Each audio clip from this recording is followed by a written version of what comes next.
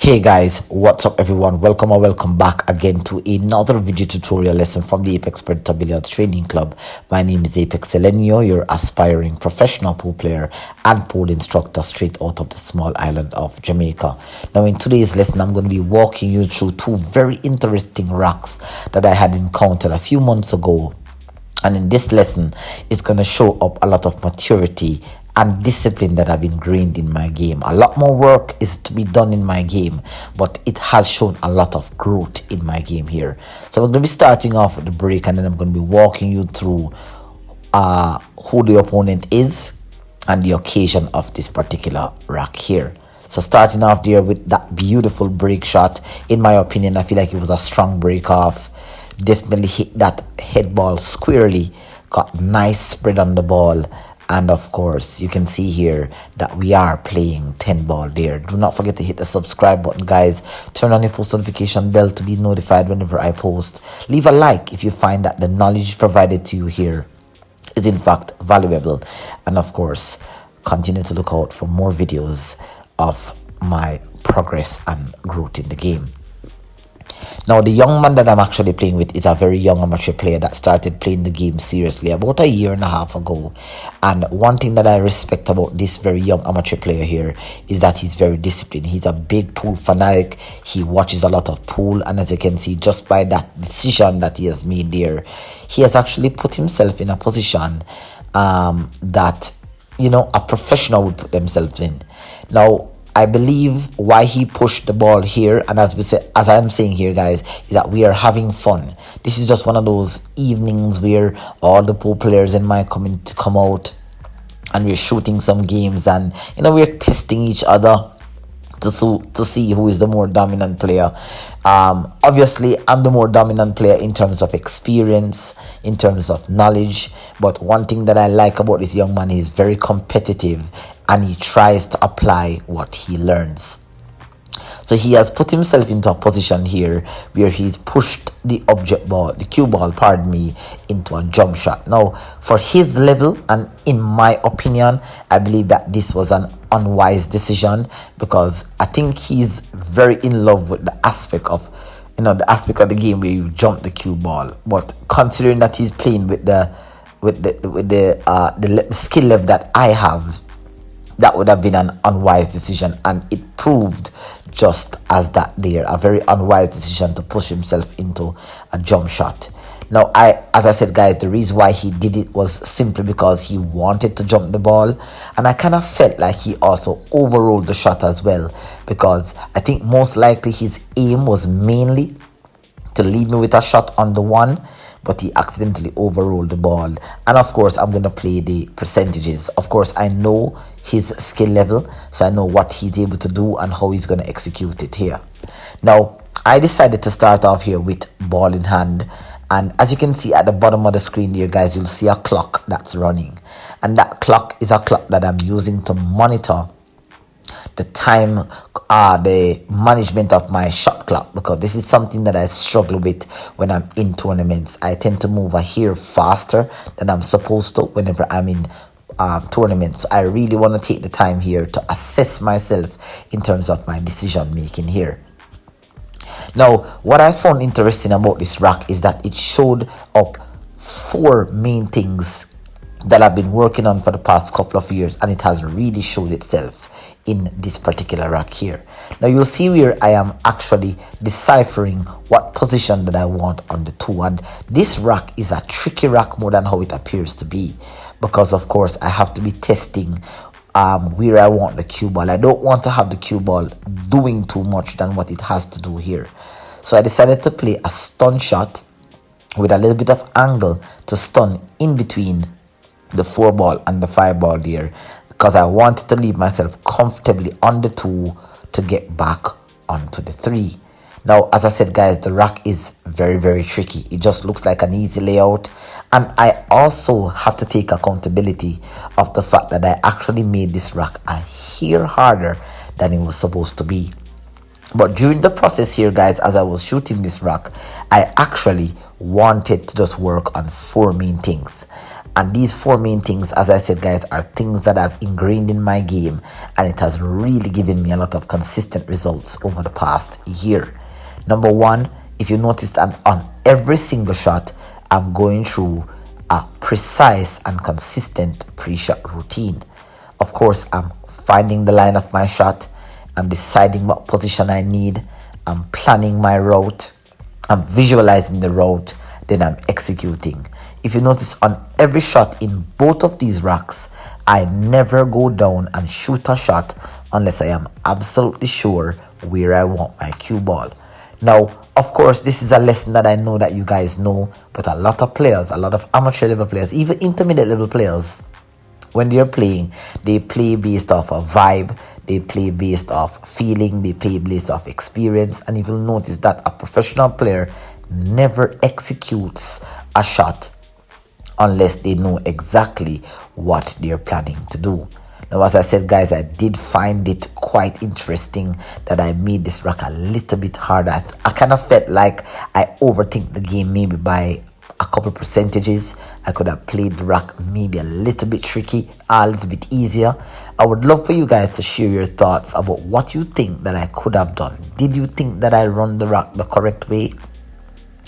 Was there a point in the rack that you thought that maybe if I had done this, I would have gotten a better outcome? Let me know your thoughts in the comments. But as I'm going through the rack here, you can see that everything looks pretty good so far. And here is where I end up with a really tricky decision that I have to make. Notice how I swing my cue across the table there, kind of telling myself that that's the route that I want to take. Now you're going to see where I get up here a little bit here, and I'm going to double check what I want here. I'm going to double check the angle, because I know that there are certain shots in my skill repertoire that I have problems with. Now I don't really have much of a choice here really. I could draw back from the 6, but I really don't want to leave myself a little bit too tricky.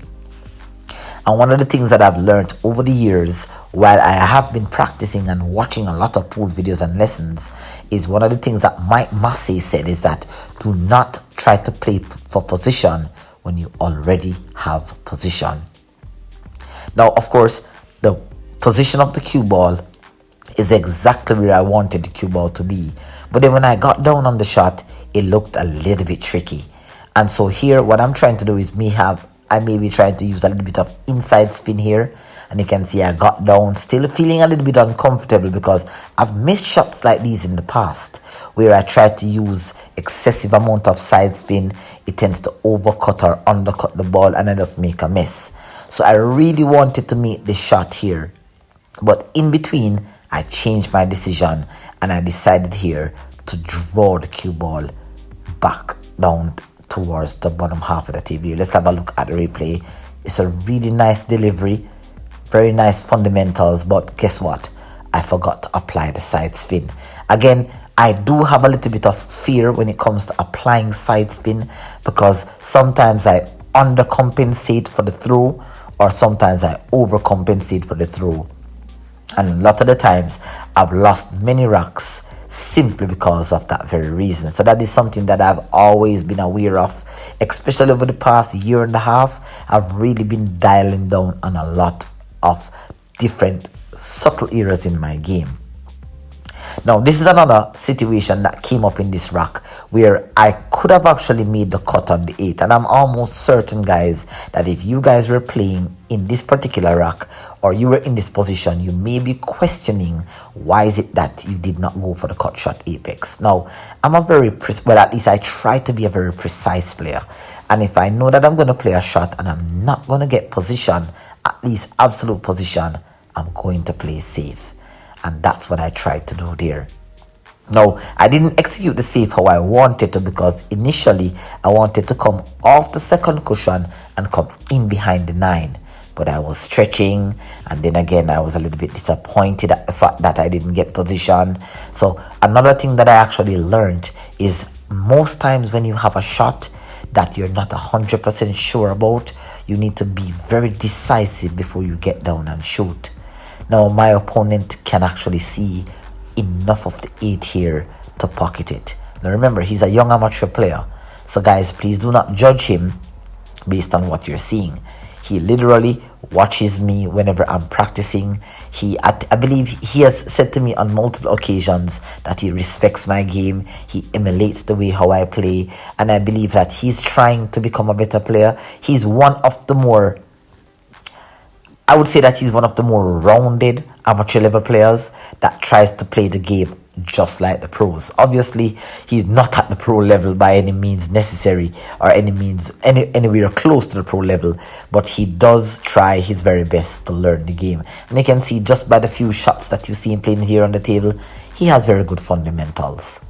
But of course, there's a lot of work to be done. For example, that scratch was a very obvious scratch. It needed a much better stroke or a much better decision. I guess from the position that he was on the 8, he landed a little bit funny on the 9 there. So, he scratched, and it's just a part of the game.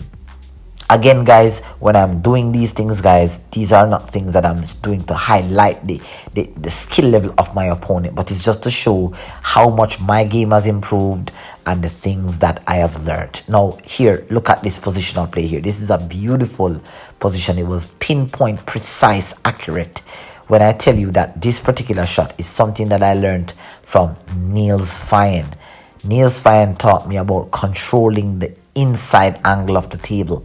And here I use 1 tip off left spin, coming 2 cushions, and notice where the cue ball comes, approximately 4 diamonds from where the shaft was aiming and floating into position. This is something that I've also struggled with over time. I tend to get very good results on shots like these, but when it comes to playing positions like these, but sometimes if you're not careful, you will misread the angle and of course leave yourself bad or something of that sort, come close to scratching. So you can see that I'm just reminiscing on that position play there. That was a pretty good shot. I honestly believe that was a pretty good shot. That's something that I've been meaning to do on the channel, but I haven't had time to get that particular video out. But stay tuned, lots of stuff is coming up here on the channel, guys. All right, so I'm going to be diving into rack number 2, and this is a much more controlled rack here. I immediately decided that I wanted to do a lot better. Now, whenever I go to the pool arena or the pool hall during the evening having fun with friends, or just just shooting some random games, I always give myself a target or a goal, and that goal is to ensure that I execute everything that I have been doing in my training. Now, in this particular rack here, I'm playing against Leron the Goose Harris. And this is a young man that you guys would have already seen on the channel, where he defeated me in an odds match, where I gave him a 10-4 odds and he defeated me 4-6. Beautiful break shot there again, right? Really nice hit onto the head ball there. Cue ball had a lot of top spin, but it was a nice spread. Beautiful break shot there once again. And here we go, deciding to decipher how I'm going to win this rack here. Now, leaving myself a little bit tough here on the 2. Once again, the knowledge of safety play comes in. And the shot that I'm about to execute here is something that I recently did on my channel. I want you guys to check that video out. Of course, any videos that is mentioned in this particular lesson here will be pinned in the description box below. Now, at the time when I executed this shot, I had not made the discovery of that video release. It was months after. So here I was using a different sort of system here to figure out how do I get this cue ball safe. Obviously, there is no attacking offensive shot here, so I'm playing 2 cushions, coming around, and watch this cue ball. I got a little bit lucky here. Cue ball held up just enough, and if you watch that video, I showed you guys how exactly you can predict the cue ball's path towards the corner pocket. So this was a beautiful execution here, leaving Leron in a really tough position. Now again, Leron Harris is another young amateur player, much more consistent than the young man you saw earlier, which is Micah.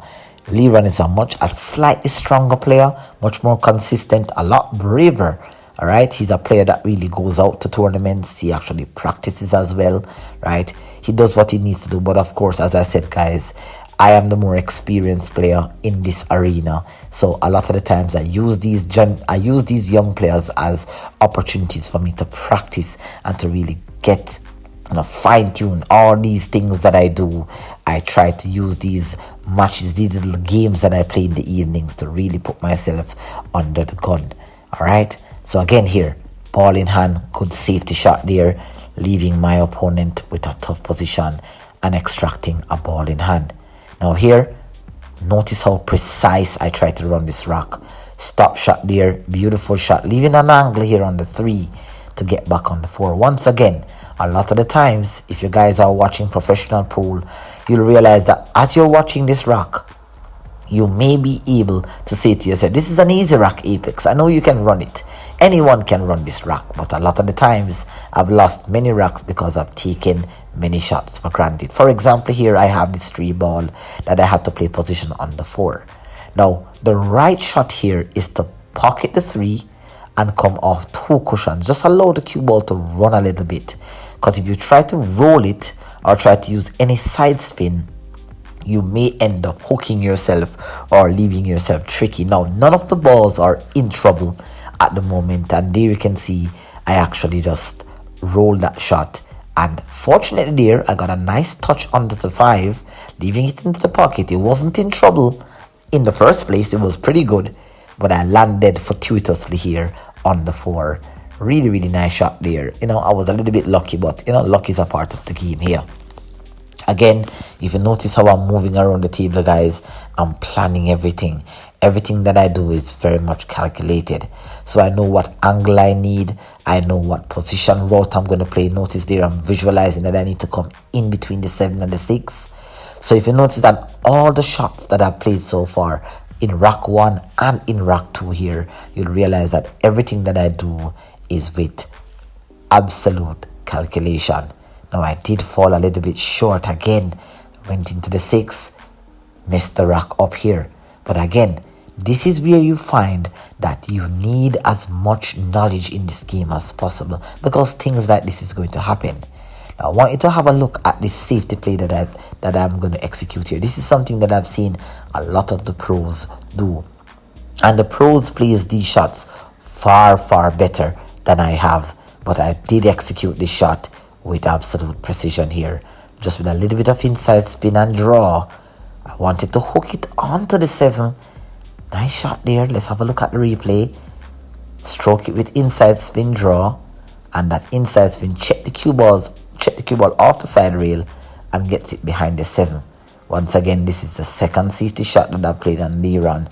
So at the moment, Liran hands are tied. He literally has not gotten an offensive shot of any sort. So you can see that he will express a little bit of grimace on his face, right? You can see a shake of the head there, just to say that this gentleman is playing me really difficult. And I have to play these amateur level players like this simply because I need them to learn that in order for you to become better, you need knowledge. He kind of went down a little quick there, and you can see that how much he rushes the shot there. I understand it was a tricky position, but how he rushes the shot there, it showed a lot in terms of his patience. He did apologize for getting lucky because he did tie up the 7 and the 9 here. Now, I wanted to have a look at this shot here, guys, and this is something that, well, at least you'll see just by my demonstration that this is absolutely intentional. The 7 is tied up. He did apologize for leaving the 7 fortuitously in that position, but notice how I just plan, I visualize, and I'm about to execute this breakout shot. And I'll show you a clip shortly. This is not the first time that I've actually done something like this. Watch this shot, guys, using the tangent line principle here, pocketing the 6, floating, bumping out the 7. Beautiful positional shot there. Beautiful breakout. Let's have a look at the replay here. The cue ball did hop a little bit, so I think that I did get a little bit lucky, but a little friendly nudge there onto the 9. Nice bump onto the 7 got me back out into position. Now have a look at this previous match that I played against Jennar Mackenzie. I'd have the perfect angle that I need to go one rail into the one. Now you'll see here where I use the Dr. Dave Billiards peace sign rule. You'll see here where I pick the aiming spot on the 7, and I'll use the Dr. Dave peace sign rule here. I know that the natural path of the cue ball, just with a hair of right spin, will take me right into the 1. And that's a beautiful, beautiful shot there, as you can see. So that principle of the tangent line is something that I've also learned a few years ago, and it has really helped me in terms of playing certain positions on the table. And so, of course, from that position, those 2 beautiful safety shots really got me into position to win this rack. Now, I do understand that this may not be a competitive match, but these are the things that I do in my practice session, guys, because in the real game, the pressure will cause you to actually do something different. So I want to ingrain this into my game here. All right, so I feel like this was a really good rack for you guys to see, right? It really showed up a lot of maturity in my game. You know, I've been working on my discipline. I've been working on everything in my game, guys. This has been a hard, because remember that pool is a leisure sport in my country. You know, there are a few competitive matches that you can play here, but the conditions, the environment, the whole aspect, the whole aura created around the game is something that I would want to improve. But of course, I have to do the best that I can with the resources that I have here. But it was 2 good racks that I felt like you guys could learn something from. Let me know your thoughts in the comments, guys. Do you think that my game has been improving? I feel like my game has been improving. And of course, by extension, I want to share these experiences with you, good and bad. So until next time, guys, take care. I'll see you in the next tutorial. Keep on practice, guys, with precision, accuracy, consistency, and control. And until next time, this is Apex Elenio signing out. Take care. Bye-bye.